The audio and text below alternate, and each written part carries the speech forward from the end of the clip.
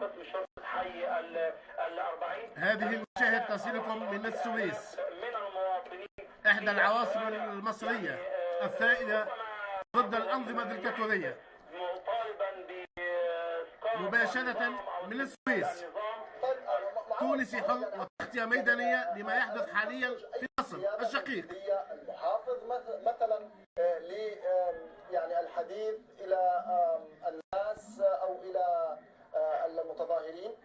ما لمسته عمرو أنه يعني أولا يعني يبدو أن المحافظ كثير من الناس يعني لا يرضون عن أدائهم. ممن تحدثت معهم توجهوا إلى مبنى المحافظة، لم يخرج إليهم أحد، الأبواب كانت مغصبة. يعني الشيء الغريب شكرا لشعب تونس وإشعاعه لنور الحرية. إن أطلقت الشرطة عليهم قنابل مسيلة للدموع حتى توجهوا مباشرة. شكرا لشعب مصر وقاموا بإشعال للابتسالة والصمود والثبات.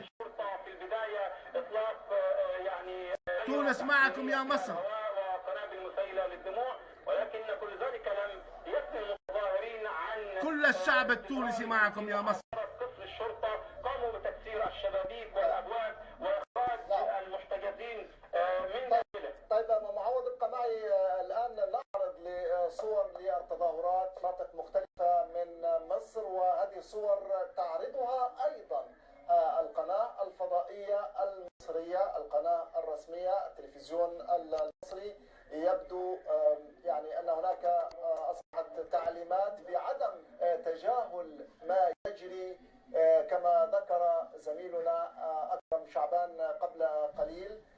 هذه ربما يعني أعود إليك أكرم، لكن أرجو أن يبقى معي معوض، سأعود إليه في وقت لاحق. يعني أكرم، يعني ما المتوقع في رأيك؟ عمرو، أتوقف عند مسألة الإعلام لدقيقة واحدة، وهي أنني كنت أشاهد قبل قليل الفضائية المصرية. اللافت أنهم يتحدثون عن مظاهرات سلمية، ويتحدثون عن سلمية مندسة أكثر من هذه السلمية وسط المتظاهرين وأحدثت بعض أعمال الشغب.